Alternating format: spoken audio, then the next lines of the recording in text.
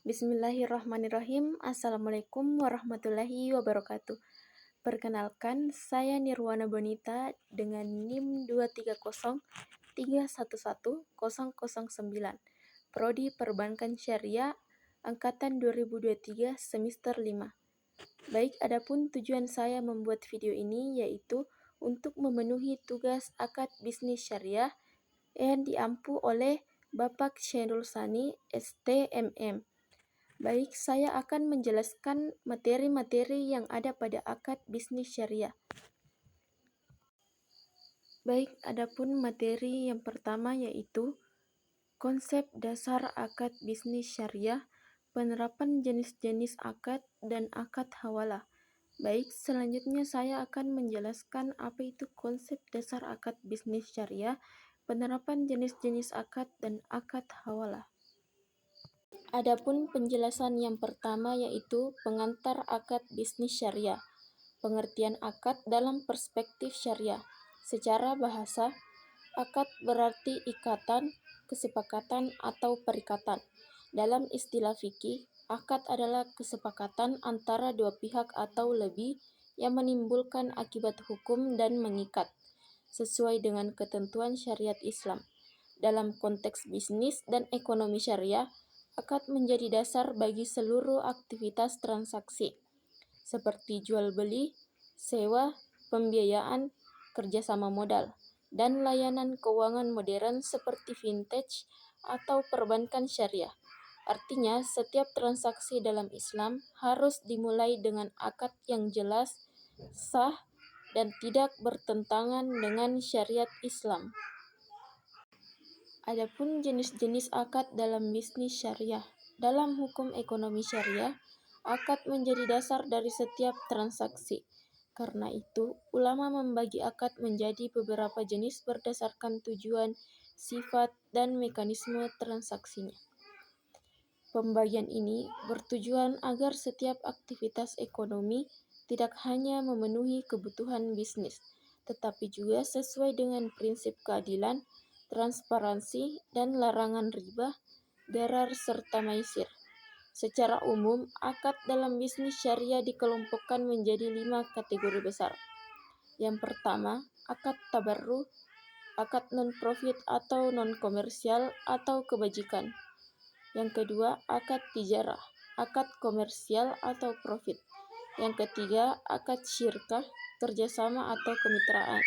Yang keempat, akad pertukaran exchange contract.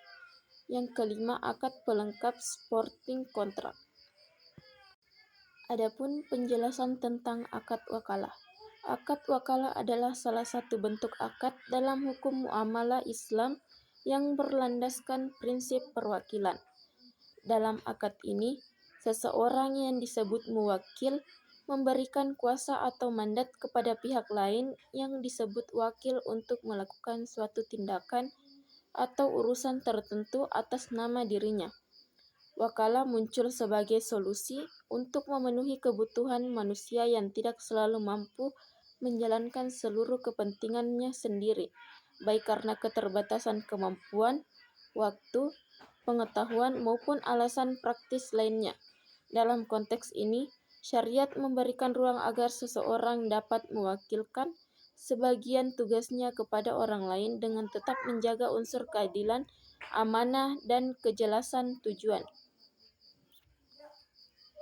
Secara keseluruhan, akad wakalah merupakan konsep yang mempermudah aktivitas manusia dengan memberikan ruang bagi delegasi atau pendelegasian kuasa secara amanah dan teratur.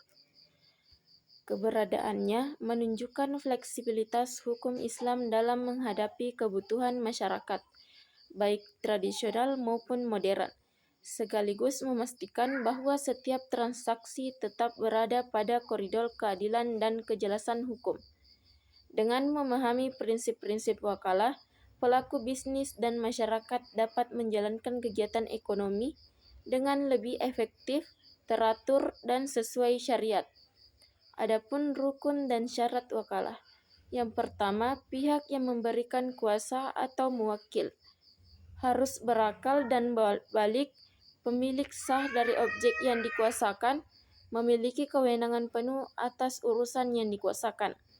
Yang kedua, pihak yang menerima kuasa atau biasa yang disebut wakil memiliki kecakapan bertindak, amanah dan mampu menjalankan tugas yang diberikan. Adapun yang ketiga, objek wakalah, urusan yang dibolehkan oleh syariat, bersifat jelas dan dapat dikerjakan.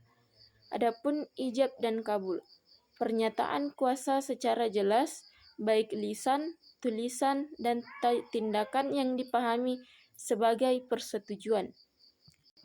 Adapun karakteristik akad wakalah. Yang pertama, akad tabarru atau disebut akad kebaikan.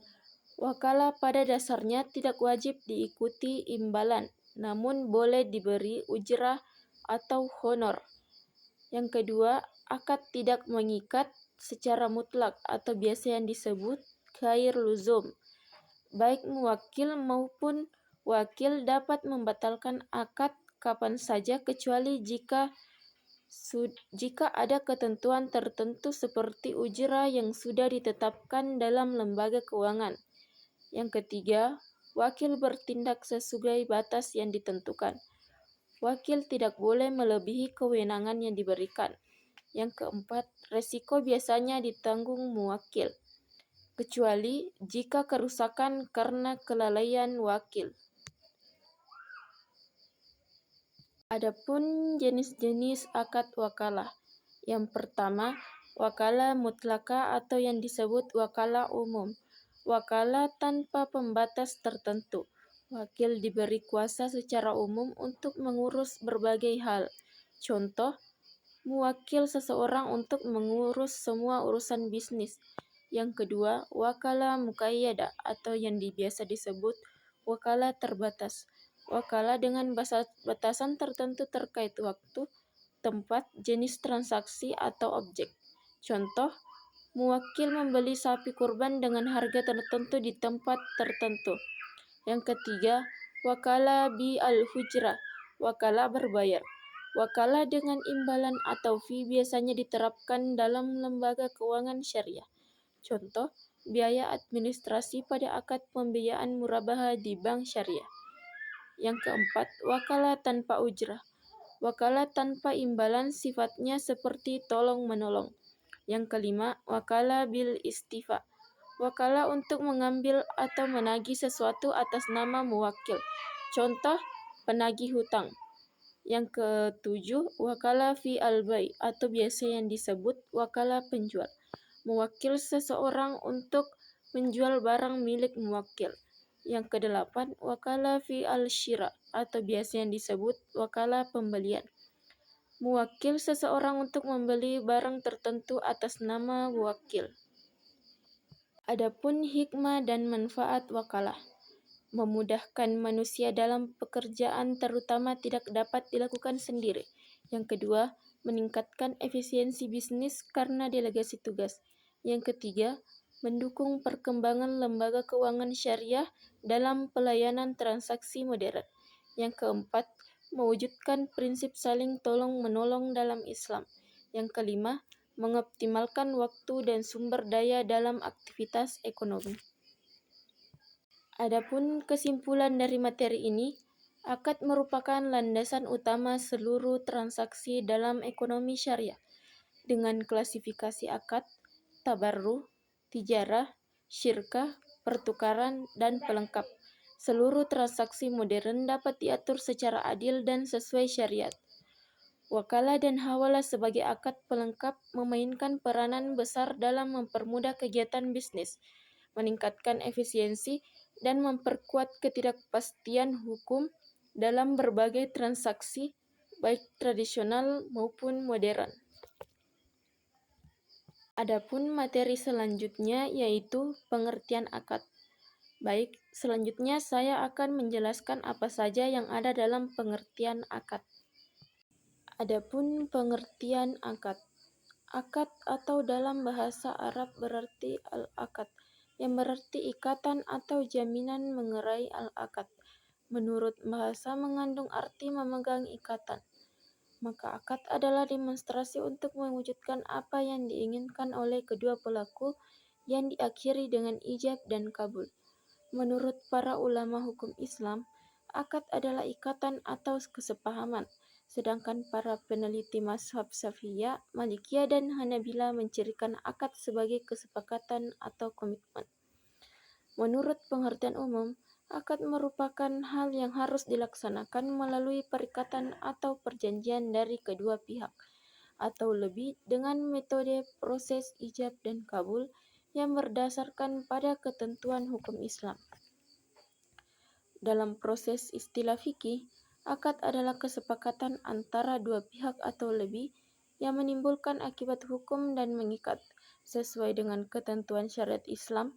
Dalam konteks bisnis dan ekonomi syariah, akad menjadi dasar bagi seluruh aktivitas transaksi, seperti jual beli, sewa, pembiayaan, kerjasama modal, dan layanan keuangan modern, seperti vintage atau perbankan syariah. Artinya, setiap transaksi dalam Islam harus dimulai dengan akad yang jelas, sah, dan tidak bertentangan dengan syariat. Adapun fungsi akad dalam ekonomi dan perbankan syariah. Akad memiliki peran fundamental sebagai landasan operasional lembaga keuangan syariah. Beberapa fungsi akad adalah yang pertama, menentukan hubungan hukum. Akad menetapkan hak dan kewajiban para pihak, misalnya siapa yang menanggung resiko, seperti yang bertanggung jawab atas kerugian dan bagaimana keuntungan dibagi. Yang kedua, menjadi legalitas transaksi. Setiap produk bank syariah memerlukan akad agar transaksi sah di mata syariah dan hukum positif. Yang ketiga, menjamin keadilan dan menghindari sengketa. Dengan akad yang jelas, potensi konflik dapat diminimalisir. Yang keempat, menjaga prinsip syariah. Akad memastikan transaksi tidak mengandung unsur yang dilarang. Adapun rukun dan syarat akad. Agar akad sah, harus memenuhi rukun atau unsur utama dan syarat atau ketentuan. Rukun akad meliputi yang pertama, pihak yang berakad atau al-aqidan.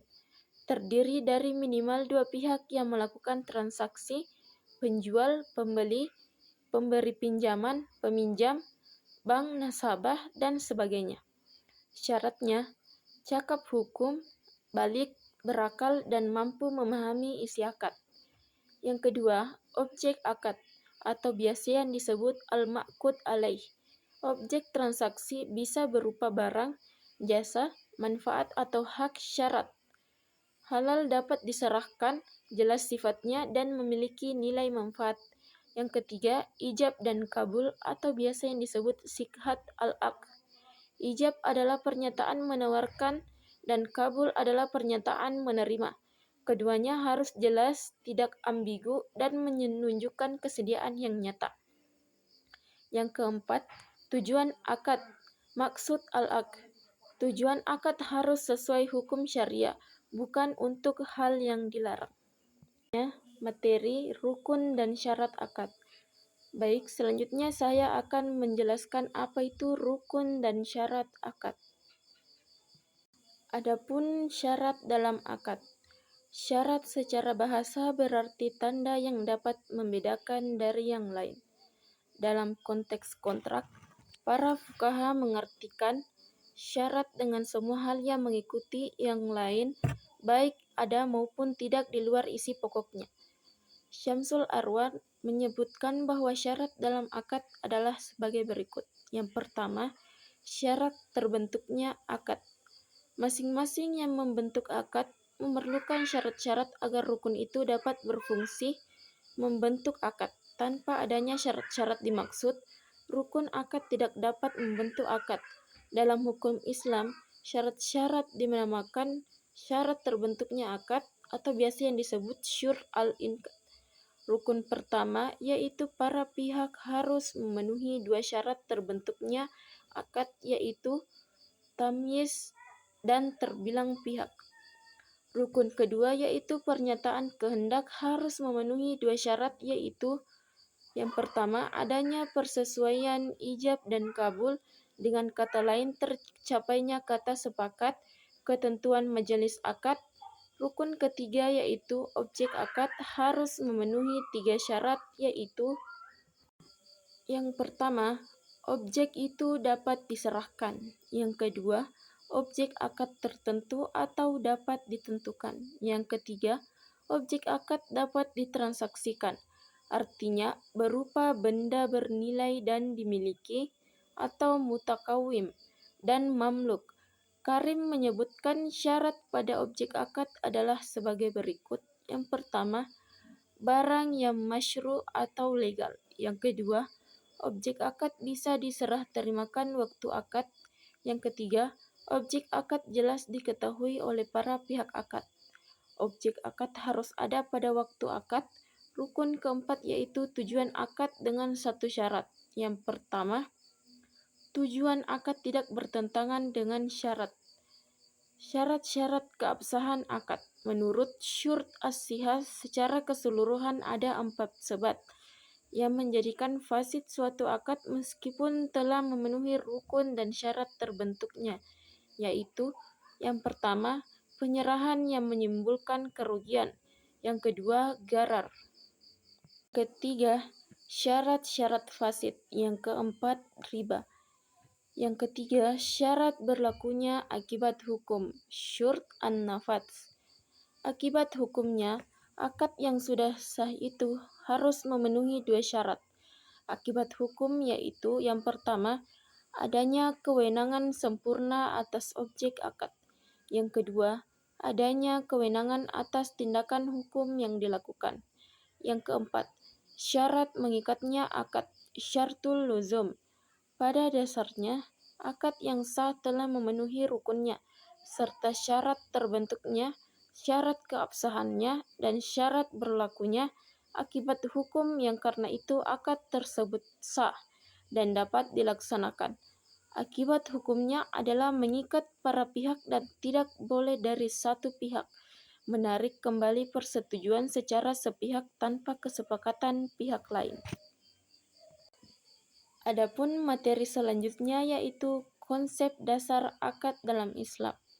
Adapun penjelasan tentang konsep dasar akad dalam Islam yaitu adapun penjelasan dasar hukum akad, rukun dan syarat akad. Yang pertama, Al-Qur'an. Yang kedua, hadis. Yang ketiga, fatwa Dewan Syariah Nasional atau biasa yang disebut DSN. Yang keempat, peraturan undang-undang. Di dalam akad terdapat rukun dan syarat akad. Tujuannya adalah agar akad yang dilaksanakan berjalan sesuai dengan syariat yang ada dalam Islam. Yang pertama, macam-macam rukun akad adalah sebagai berikut. Yang pertama, akid. Yang kedua, ma'qud. Yang ketiga, ma'qud al-akid. Yang keempat, sikhat al-akid. Cara melangsungkan akad adalah sebagai berikut. Yang pertama, melalui tulisan. Yang kedua, melalui isyarat. Yang ketiga, melalui dilalah. Syarat akad. Syarat adalah perkara yang dijadikan landasan atas wujudnya suatu dan bukan merupakan bagian intern atas hakikat sesuatu itu. Tujuan adanya syarat-syarat ini adalah untuk mencegah terjadinya pertentangan dan perselisihan di antara pihak yang bertransaksi, menjaga hak dan kemaslahatan kedua belah pihak, serta menghilangkan segala bentuk ketidakpastian dan resiko. Adapun prinsip dalam akad. Prinsip akad adalah aturan-aturan yang harus ada dalam sesuatu transaksi. Keberadaan prinsip bertujuan untuk menjaga kemaslahatan dari setiap akad yang dilakukan. Hukum Islam membagi prinsip-prinsip akad sebagai berikut. Yang pertama, prinsip keadilan. Prinsip keadilan merupakan nilai yang menjadikan pedoman dasar setiap melakukan akad. Hal ini berarti setiap transaksi yang dilakukan tidak boleh menyimpang dari syariat Islam seperti melakukan penipuan, pemaksaan, dan juga melakukan kecurangan. Yang kedua, prinsip persamaan atau al-musawwah. Prinsip al-musawah merupakan konsep persamaan yang berarti dalam melaksanakan suatu akad, kita tidak boleh membeda-bedakan dengan siapa akad akan dilakukan. Setiap orang dapat melakukan akad asalkan sesuai dengan syariat Islam.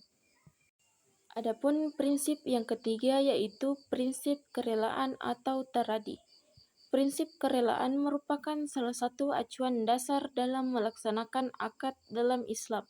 Dengan adanya konsep kerelaan, berarti Islam mengenal asas transparansi karena para pihak mempunyai posisi yang sama dalam memahami objek akad. Yang keempat, prinsip kemaslahatan. Prinsip kemaslahatan berarti semua aktivitas ekonomi syariah memiliki maslahat di kehidupan. Hal ini berarti seluruh aktivitas ekonomi yang dilakukan tidak boleh memiliki unsur kerugian atau kemudaratan. Pun materi selanjutnya yaitu akad tabarru dan akad tijari. Baik, selanjutnya saya akan menjelaskan apa itu akad tabarru dan akad tijari. Adapun pengertian akad tabarru dan akad tijari. Akad dalam ekonomi syariah terbagi menjadi dua jenis utama, akad tabarru dan akad tijari. Akad tabarru adalah perjanjian yang bertujuan murni untuk menolong sesama dan mengharap ridha serta pahala dari Allah Subhanahu wa Ta'ala. Sama sekali tidak mengandung unsur mencari keuntungan, return, dan berasal dari kata bahasa Arab tabarru'a yang berarti sumbangan atau kebaikan. Sebaliknya, akad tijari muwaddah atau konvensional kontrak adalah segala macam perjanjian yang menyangkut transaksi yang dilakukan dengan tujuan mencari keuntungan, profit orienteering, sehingga bersifat komersial, dan berasal dari bahasa Arab tijarah yang berarti perdagangan atau bisnis. Akad. Akad atau dalam bahasa Arab berarti akad yang berarti ikatan atau jaminan. Mengenai al-akad, menurut bahasa mengandung arti memegang ikatan. Maka akad adalah demonstrasi untuk mewujudkan apa yang diinginkan oleh kedua pelaku yang diakhiri dengan ijab dan kabul. Menurut para ulama hukum Islam, akad adalah ikatan atau kesepahaman, sedangkan para peneliti mazhab Syafi'iyah, Malikiyah, dan Hanabilah mencirikan akad sebagai kesepakatan atau komitmen. Menurut pengertian umum, akad merupakan hal yang harus dilaksanakan melalui perikatan atau perjanjian dari dua pihak atau lebih dengan metode proses ijab dan kabul yang berdasarkan pada ketentuan hukum Islam. Dalam istilah fikih, akad adalah kesepakatan antara dua pihak atau lebih yang menimbulkan akibat hukum dan mengikat sesuai dengan ketentuan syariat Islam. Dalam konteks bisnis dan ekonomi syariah, akad menjadi dasar bagi seluruh aktivitas transaksi seperti jual beli, sewa, pembiayaan, kerjasama modal, dan layanan keuangan modern seperti vintage atau perbankan syariah.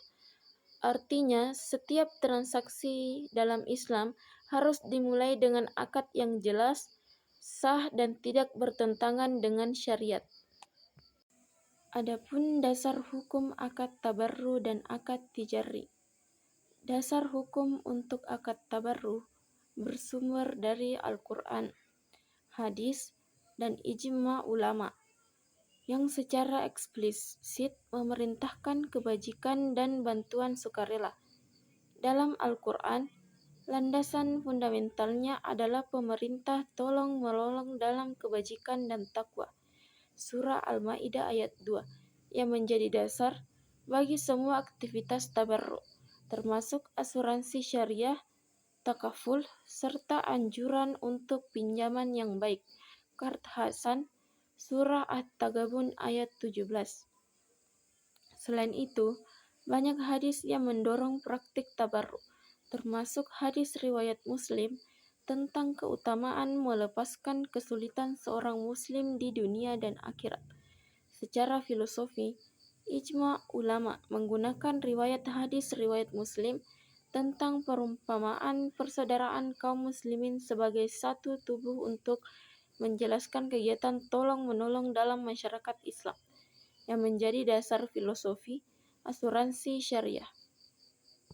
Sementara itu, dasar hukum untuk akad tijari membolehkan aktivitas bisnis yang adil dan transparan. Al-Quran menegaskan prinsip utama perdagangan, yaitu harus dilakukan atas dasar suka sama suka atau saling ridha di antara kamu. Surah An-Nisa ayat 29. Selain itu, landasan krusial lainnya adalah penegasan Allah yang menghalalkan jual beli dan mengharamkan riba. Surah Al-Baqarah ayat 275. Panduan etis dan praktik dalam berdagang juga disampaikan melalui hadis Nabi Muhammad SAW, seperti perintah memberikan upah pekerja sebelum kering keringatnya. Hadis riwayat Ibnu Majah, dan keutamaan pedagang yang jujur dan terpercaya. Hadis riwayat Tirmizi. Secara umum, ulama telah mencapai konsensus atau ijma mengenai disyariatkannya berbagai bentuk akad tijarah, mengingat prinsip dasar dalam muamalah adalah mubah, diperbolehkan, kecuali ada dalil spesifik yang mengharamkannya. Adapun jenis-jenis akad tabarru dan akad tijari.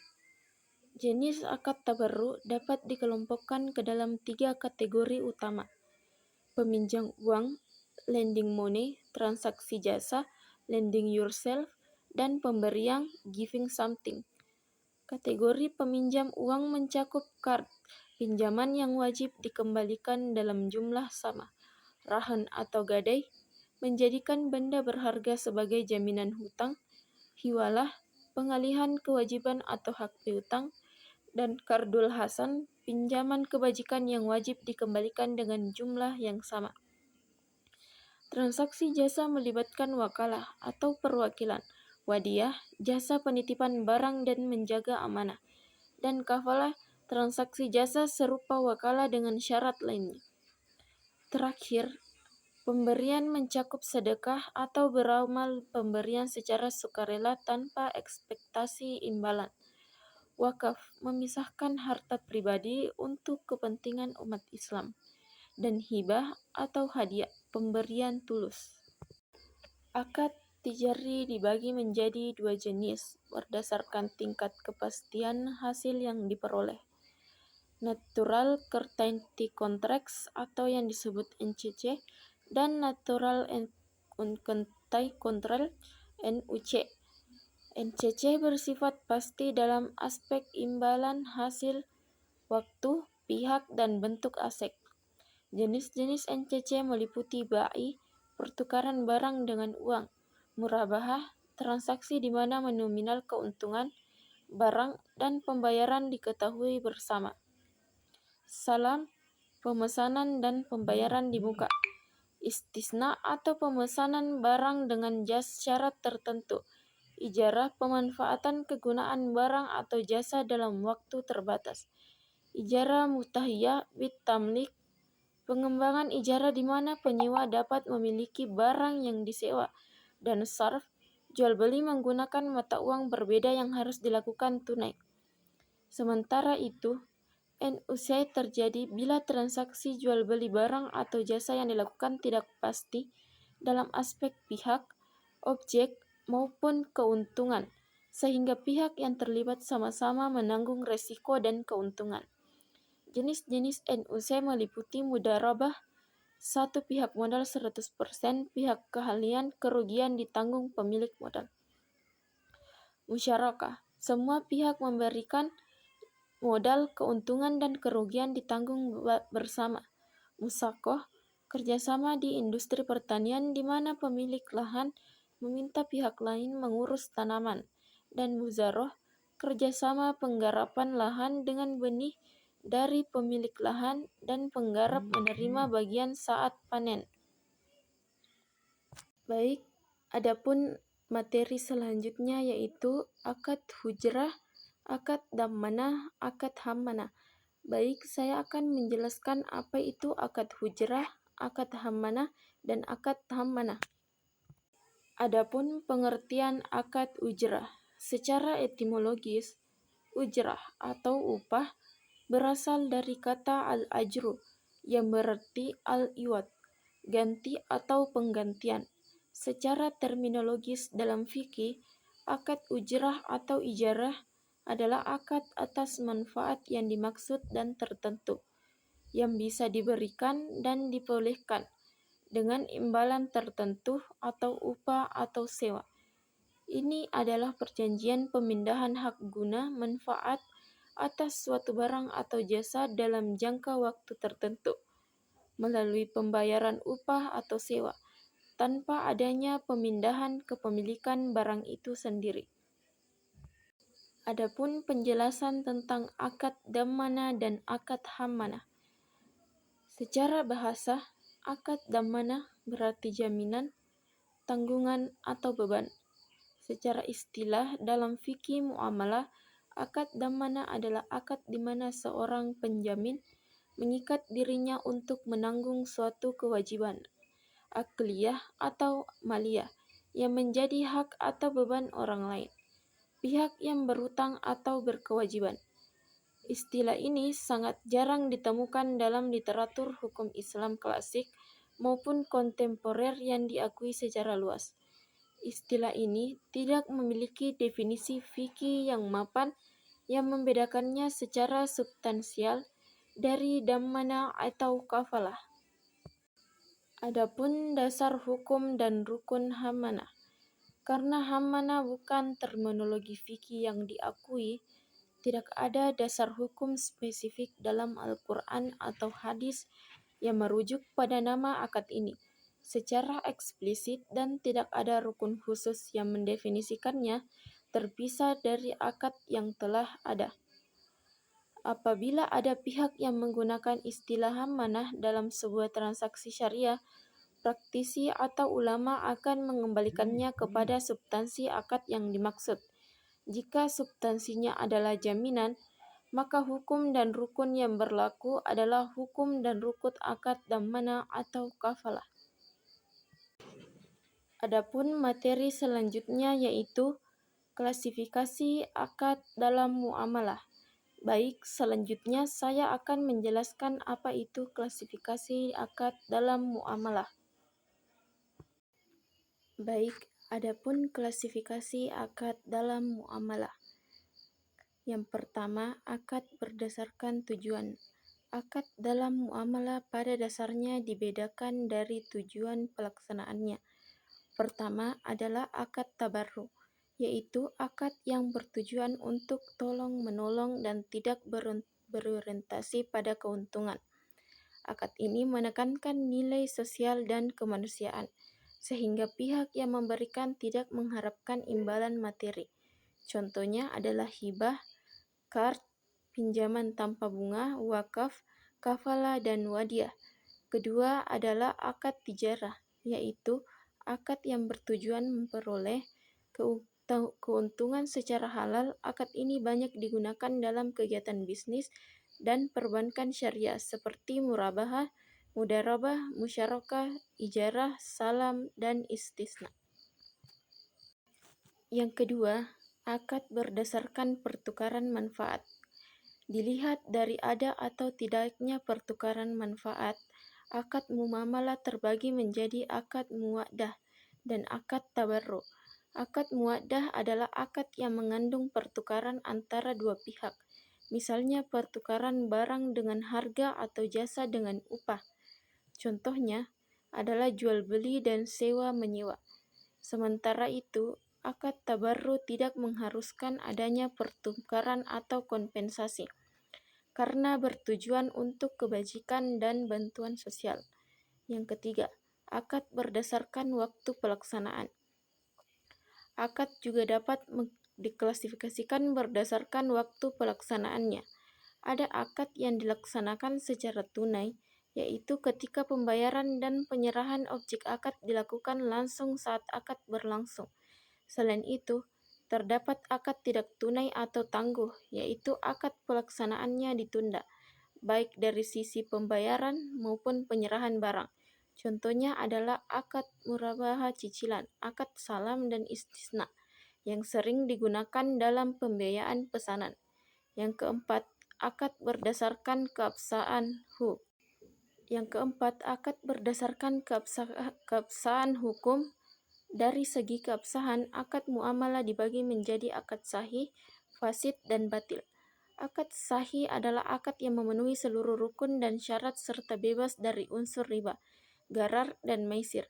Akad fasid adalah akad yang rukun-rukunnya terpenuhi, namun terdapat cacat pada syaratnya, sehingga akad tersebut perlu diperbaiki agar sah. Sedangkan akad batil ada akad yang tidak memenuhi rukun akad atau bertentangan dengan syariat, sehingga tidak memiliki kekuatan hukum. Yang kelima, akad berdasarkan keterikatan pihak. Berdasarkan sifat keterikatannya, akad dibedakan menjadi akad lazim dan akad jais. Akad lazim adalah akad yang mengikat para pihak dan tidak dapat dibatalkan secara sepihak setelah akad disepakati, seperti jual beli dan ijarah. Sementara itu, akad jais adalah akad yang dapat dibatalkan oleh salah satu pihak karena sifatnya yang fleksibel dan berbasis kepercayaan, seperti wakalah dan mudharabah. Baik, adapun materi selanjutnya yaitu studi kasus akad murabaha. Selanjutnya, saya akan menjelaskan tentang apa itu studi kasus akad murabaha. Adapun penjelasannya yaitu peneraban murabaha untuk takeover geria. Proses pembiayaan geria takeover dengan syarat dan manfaat bagi nasabah. Yang pertama, syarat warga negara Indonesia, domisili Indonesia, pembiayaan minimal 12 bulan, rumah atas nama nasabah atau pasangan. Yang kedua, manfaat, cicilan pasti, angsuran ringan, hadiah porsi haji, bebas provisi, dan penalti. Adapun murabaha dalam pembiayaan rumah KPR. Yang pertama, KPR syariah menggunakan akad murabaha. Yang kedua, harga jual sudah pasti disepakati saat akad. Yang ketiga, bank bekerja sama dengan developer sebagai supplier. Adapun penjelasan selanjutnya, pembiayaan murabaha. Pembiayaan tidak lancar dan prestasi. Yang pertama, non-profit financing atau kurang lancar, diragukan, macet. Adapun materi selanjutnya yaitu prinsip keadilan dan prinsip transparansi. Adapun penjelasan tentang prinsip keadilan dan prinsip transparansi yaitu prinsip keadilan. Dalam filsafat umum dan teori politik, keadilan atau justice merupakan salah satu nilai dasar yang menyangkut bagaimana sumber daya, hak, kewajiban, dan hukum didistribusikan dalam masyarakat. Keadilan menjadi fondasi struktur sosial. Jika keadilan tidak ditegakkan, tatanan masyarakat akan rentan konflik dan ketidakpuasan. Salah satu pembagian penting dalam keadilan klasik adalah antara keadilan distributif dan keadilan korektif atau corrective justice. Aristoteles menyoroti bahwa keadilan didistribusi mengatur pembagian sumber daya antara anggota masyarakat menurut proporsi tertentu, sementara keadilan korektif berurusan dengan pemulihan ketika seseorang dirugikan. Adapun prinsip transparansi.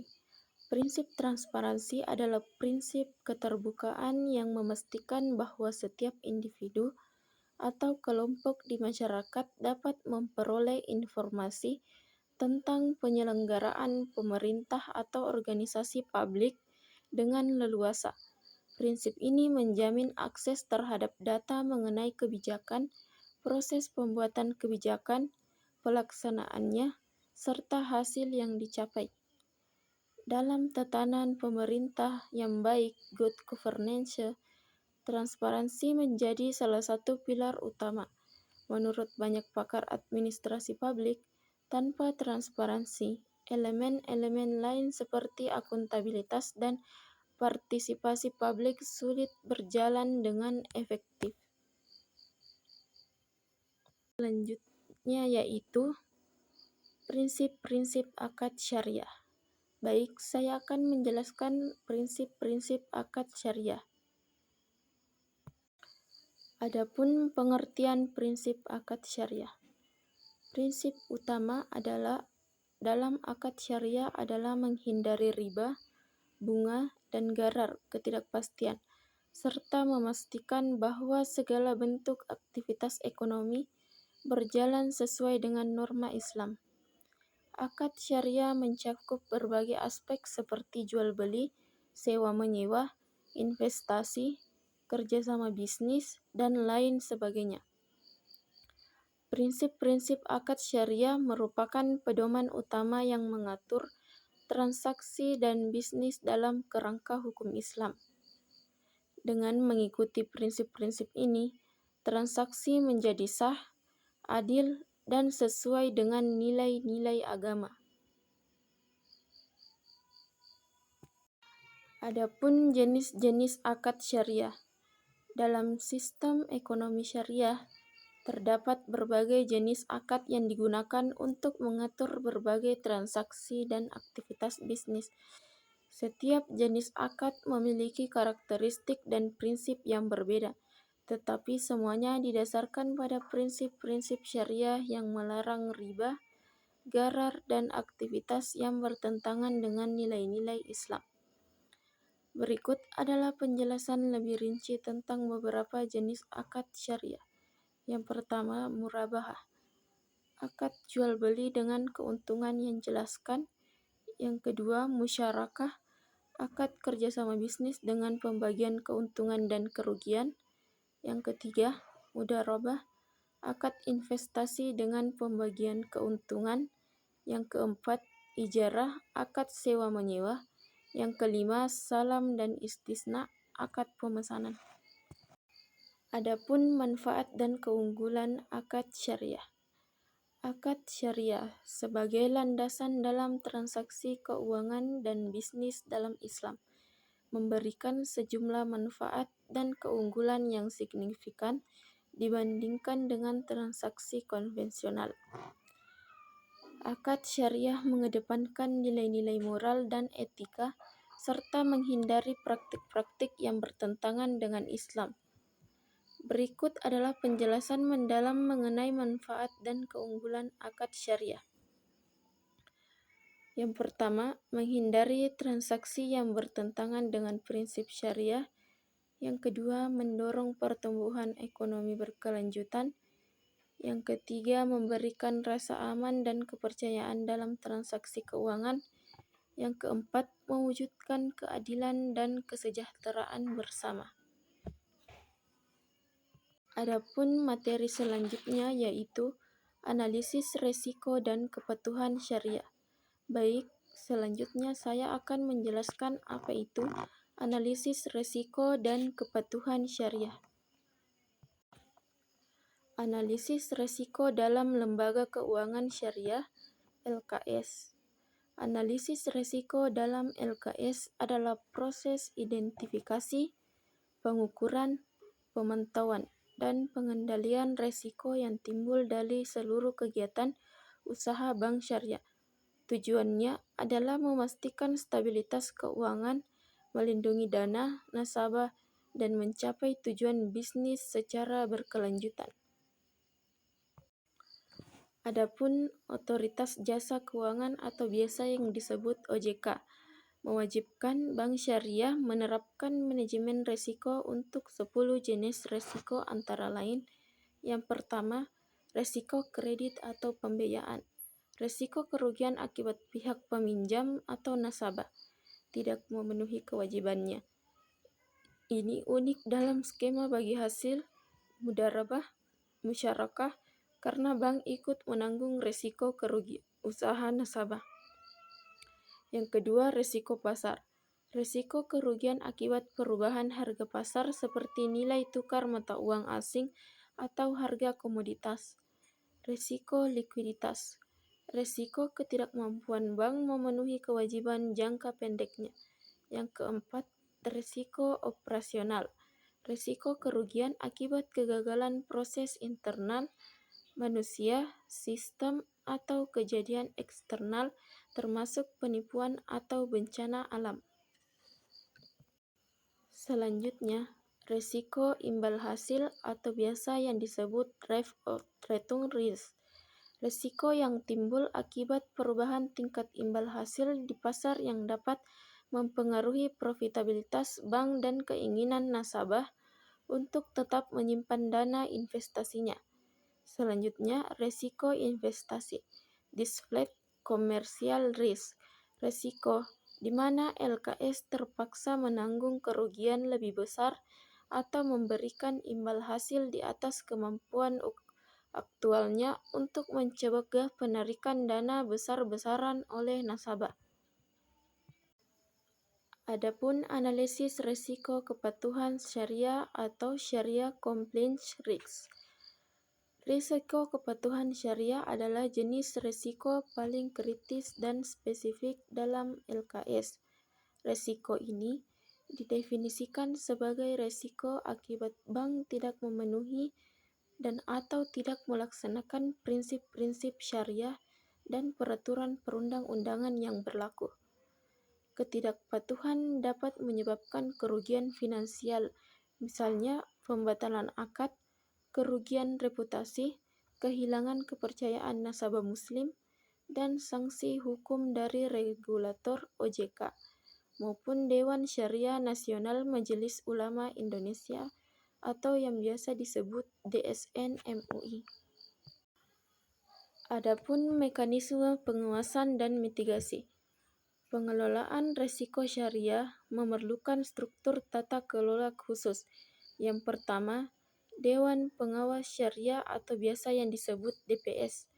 DPS adalah organ vital yang bertugas memastikan seluruh operasional produk dan kebijakan bank telah sesuai dengan fatwa DSN MUI. Wewenang dan tanggung jawab DPS harus terintegrasi dengan manajemen risiko bank secara keseluruhan. Yang kedua, internal kontrol dan audit syariah. Bank wajib memiliki unit internal yang memonitor transaksi harian untuk mendeteksi potensi pelanggaran syariah. Yang ketiga, Fatwa DSN MUI. Fatwa DSN MUI berfungsi sebagai pedoman hukum operasional yang mengikat dan diserap ke dalam regulasi OJK, menjadi standar baku kepatuhan yang harus ditaati. Materi selanjutnya yaitu jual beli atau yang biasa disebut bai. Baik, selanjutnya saya akan menjelaskan materi tentang jual beli atau yang biasa disebut bai. Adapun pengertian jual beli. Jual beli atau yang biasa disebut al-bai adalah aktivitas bisnis yang sudah berlangsung lama dalam masyarakat. Awalnya dalam bentuk tukar-menukar barang atau barter atau muqayyadah. Secara etimologi, al-bai berarti menjual, mengganti dan menukar sesuatu dengan sesuatu yang lain, yang juga dapat berarti beli asyira' atau pertukaran secara mutlak. Secara terminologi, jual beli adalah pertukaran harta dengan harta, biasanya berupa uang dengan barang yang saling bertentangan, atau pemindahan kepemilikan dengan penukar yang dilakukan dengan cara yang sah dan khususnya sesuai syara'. Penjelasan materi selanjutnya yaitu dasar hukum dan rukun jual beli. Rukun jual beli. Rukun merupakan hal yang sangat penting karena tanpa rukun jual beli tersebut tidak sah hukumnya. Menurut ulama Hanafiyah, rukun jual beli hanya satu, yaitu ijab, ungkap penjual, dan kabul, ungkap pembeli, yang menjadi indikator kerelaan antara kedua belah pihak. Sementara itu, jumhur ulama berpendapat bahwa rukun jual beli ada 4, yaitu pihak-pihak yang berakad, al-aqdani, adanya sikhat akad, ijab kabul, ma'qud alaih, barang yang dibeli, dan samad, nilai tukar pengganti barang. Adapun dasar hukum jual beli dan dalam hukum Islam. Jual beli atau biasa yang disebut al-bai diperbolehkan dalam Islam selama memenuhi rukun dan syaratnya, serta tidak mengandung unsur yang dilarang atau riba, gharar, penipuan. Al-Quran Quran Surah Al-Baqarah ayat 275 yang artinya Allah telah menghalalkan jual beli dan mengharamkan riba. Ayat ini menjadi dasar utama bahwa jual beli adalah aktivitas yang halal dan sah selama dilakukan secara benar. Hadis Nabi Muhammad SAW. Rasulullah SAW bersabda, sesungguhnya jual beli itu harus dilakukan atas dasar suka sama suka. Hadis riwayat Ibnu Majah. Hadis ini menegaskan bahwa kerelaan kedua belah pihak adalah syarat penting dalam jual beli. Ijma ulama. Para ulama sepakat bahwa jual beli diperbolehkan karena merupakan kebutuhan manusia dalam memenuhi kehidupan sehari-hari. Adapun dasar hukum jual beli dalam hukum positif Indonesia. Yang pertama, Kitab Undang-Undang Hukum Perdata (KUHP Perdata), pasal 1457 KUH Perdata. Jual beli adalah suatu perjanjian dengan nama pihak yang satu mengikatkan dirinya untuk menyerahkan suatu barang dan pihak yang lain untuk membayar harga yang telah dijanjikan. Pasal ini menjelaskan bahwa jual beli merupakan perjanjian timbal balik antara penjual dan pembeli. Yang kedua, pasal 1458 KUHP Perdata. Jual beli dianggap telah terjadi sejak tercapainya kesepakatan mengenai barang dan harga. Meskipun barang belum diserah dan harga belum dibayar, artinya jual beli sah secara hukum sejak ada kesepakatan. Yang ketiga, Undang-Undang Nomor 8 Tahun 1999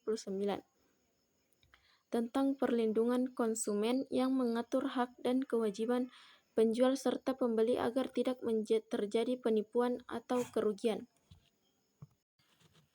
Adapun syarat dan larangan jual beli. Syarat jual beli untuk melengkapi rukun dan menjadikan transaksi sah.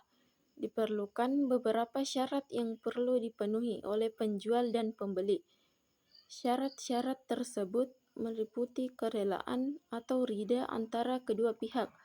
Penjual dan pembeli harus sudah dewasa, berakal sehat dan cakap, serta harus terjadi akad atau kesepakatan jual beli. Selain itu, barang atau jasa yang dijual harus memiliki wujud yang jelas, bukan barang haram, dan harganya harus tertera dengan jelas dan dapat diukur. Adapun larangan jual beli dalam Islam. Meskipun pada dasarnya transaksi dianggap sah jika mengikuti rukun dan syarat, ada beberapa yang dilarang. Larangan terhadap objek jual beli yang pertama, jual beli barang haram seperti daging babi, darah, bangkai. Yang kedua, jual beli anak binatang yang masih dalam perut induknya. Yang ketiga, jual beli barang yang bukan sepenuh hak pemilik penjual. Yang keempat, jual beli barang yang tidak pasti. Yang keenam, jual beli sperma hewan. Yang ketujuh, jual beli tanaman yang belum pasti bisa dipanen. Baik, adapun materi selanjutnya yaitu akad bersyarat dan multi akad. Adapun penjelasan tentang akad bersyarat dan multi akad, saya akan menjelaskan materi tersebut. Pengertian akad bersyarat, pengertian multi akad. Akad bersyarat adalah akad yang keabsahan atau keberlakuan hukumnya digantungkan pada syarat tertentu yang disebutkan dalam akad tersebut. Akad syarat ini mengikat para pihak yang berakad atau akidain dan menjadi bagian integral dari perjanjian yang disepakati. Multi akad adalah transaksi yang melibatkan penggabungan dua atau lebih akad tunggal yang berbeda dalam satu skema transaksi atau kontrak. Praktik ini banyak ditemukan dalam produk perbankan dan keuangan syariah kontemporer sebagai inovasi untuk memenuhi kebutuhan pasar yang kompleks. Adapun dasar hukum akad bersyarat, dasar hukum dan batasan. Secara umum, hukum Islam memperbolehkan adanya syarat dalam akad selama syarat tersebut tidak bertentangan dengan syariat, prinsip-prinsip halal atau haram, tidak menghilangkan esensi akad, dan diketahui oleh kedua belah pihak. Prinsip dasarnya adalah, pada dasarnya semua syarat dalam muamalah adalah boleh, kecuali yang dilarang oleh syariat. Hal ini merujuk pada pemenuhan janji dalam Al-Quran, Surat Al-Ma'idah ayat 1, yang berbunyi, "Hai orang-orang yang beriman, penuhilah akad-akad itu." Dan beberapa hadis Nabi Muhammad SAW. Hukum asal muamalah adalah boleh, termasuk multi akad, selama tidak melanggar batasan syariat. Ulama kontemporer memiliki pandangan yang beragam, namun umumnya sepakat bahwa multi akad diperbolehkan dengan syarat-syarat tertentu, antara lain: yang pertama, tidak mengandung unsur haram; yang kedua, transparansi dan kejelasan, ketiadaan gharar; yang ketiga, tidak ada saling ketergantungan ilegal atau talaqi as-safaqatain. Adapun materi selanjutnya yaitu perbedaan akad syariah dan konvensional. Baik, selanjutnya saya akan menjelaskan apa itu perbedaan akad syariah dan akad konvensional. Pengertian akad syariah dan akad konvensional. Akad syariah berasal dari kata al-akad, mengikat, perjanjian antara dua pihak atau lebih berdasarkan prinsip syariah, memiliki konsekuensi hukum dan nilai ibadah. Landasan hukum Al-Quran, Quran Surah Al-Ma'idah ayat 1 dan hadis. Akad konvensional berdasarkan hukum positif KUH Perdata pasal 1313, fokus pada kesepakatan hukum dan keuntungan ekonomi, tidak mempertimbangkan halal haram, orientasi keuntungan materi tanpa dimensi spiritual. Adapun perbandingan akad syariah dan konvensional. Aspek akad syariah, akad konvensional, dasar hukum Al-Quran, hadis, fatwa DSN MUI, KUH Perdata, dan hukum positif tujuan transaksi keadilan dan keberkahan. Profit maksimal, sistem keuangan bagi hasil bunga tetap, jenis hubungan kemitraan, kreditur, debitur, resiko ditanggung bersama, ditanggung nasabah, kepatuhan ada DPS, Dewan Perwakilan Syariah, tidak ada pengawasan syariah, dimensi moral, ibadah muamalah, aspek ekonomi semata. Adapun keunggulan akad syariah dan konvensional. Yang pertama, keunggulan akad syariah. Keadilan ekonomi melalui sistem bagi hasil, stabilitas karena berbasis aset real dan tanpa spekulasi, etika bisnis, jujur, amanah, transparan, mengandung keberkahan, barakah, dan nilai spiritual. Adapun keunggulan akad konvensional, jaringan luas dan teknologi matang, variasi produk beragam dan fleksibel, return tetap prediktable, efisiensi tinggi, dan proses cepat. Baik, adapun materi selanjutnya yaitu akad lisan, tertulis, dan digital. Baik, selanjutnya saya akan menjelaskan apa itu akad lisan, tertulis, dan digital. Adapun pengertian dan karakteristik akad lisan, tertulis, dan digital dalam perspektif hukum Islam dan hukum nasional. Akad merupakan suatu kesepakatan atau perjanjian antara dua pihak atau lebih yang menimbulkan akibat hukum yang mengikat para pihak. Akad lisan adalah akad yang dilakukan dengan komunikasi verbal langsung antara para pihak yang berakad tanpa melalui media tulis atau elektronik. Akad semacam ini banyak digunakan dalam transaksi tradisional dan masih mendapat pengakuan dalam hukum Islam dan hukum nasional, asalkan dapat dibuktikan ada ijab dan kabul sah. Akad tertulis adalah akad yang dituangkan secara fisik dalam bentuk dokumen yang ditandatangani para pihak sebagai bukti adanya perjanjian dalam hukum Islam. Akad tertulis dianggap setara dengan akad lisan dalam hal keabsahan dan kekuatan hukum, asalkan memenuhi rukun dan syarat akad. Akad digital atau elektronik merupakan bentuk perkembangan terbaru dari akad yang menggunakan media teknologi informasi seperti internet dan aplikasi digital untuk menyepakati perjanjian. Secara ringkas, akad lisan tertulis dan digital memiliki persamaan, yakni harus memenuhi rukun dan syarat akad agar sah menurut hukum Islam dan hukum nasional. Namun perbedaan muncul pada media pelaksanaan dan kekuatan pembuktiannya. Akad lisan lebih sederhana dan cepat, tetapi resiko pembuktian rendah. Akad tertulis menjamin kepastian hukum lebih baik dengan dokumen fisik, sementara akad digital menawarkan kemudahan dan kecepatan dalam era teknologi dengan tantangan keamanan dan regulasi yang perlu diperhatikan. Penerapan ketiga akad ini mencerminkan adaptasi hukum Islam dan hukum nasional dalam menghadapi dinamika sosial dan kemajuan teknologi. Adapun format, aspek legalitas dan kekuatan pembuktian akad lisan, tertulis dan digital di Indonesia. Dalam sistem hukum Indonesia, akad atau perjanjian harus memenuhi syarat sah sesuai pasal 1320 Kitab Undang-Undang Hukum Perdata (KUH Perdata) yang terdiri dari kesepakatan kedua belah pihak, kecakapan hukum para pihak, adanya objek tertentu, dan sebab yang halal. Akad lisan merupakan bentuk perjanjian yang dilakukan secara verbal tanpa dokumen tertulis.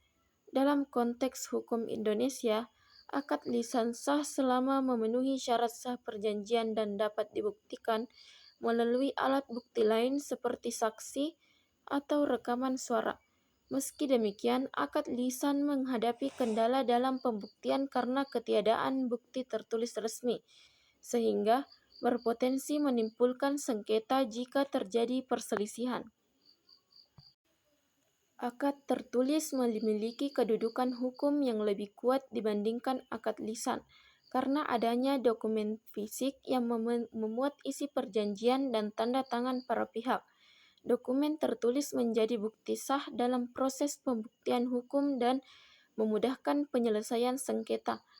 Akad digital atau elektronik merupakan perkembangan terbaru dalam perjanjian yang memanfaatkan teknologi informasi. Legalitas akad digital di Indonesia diatur secara khusus dalam Undang-Undang Nomor 11 Tahun 2008 tentang Informasi dan Transaksi Elektronik Undang-Undang ITE dan Peraturan Pemerintah Nomor 71 Tahun 2019 tentang penyelenggaraan sistem dan transaksi elektronik.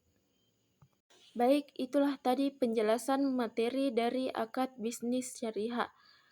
Mungkin lebih dan kurangnya mohon dimaafkan. Billahi fi sabilil haq, fastabiqul khairat. Assalamualaikum warahmatullahi wabarakatuh.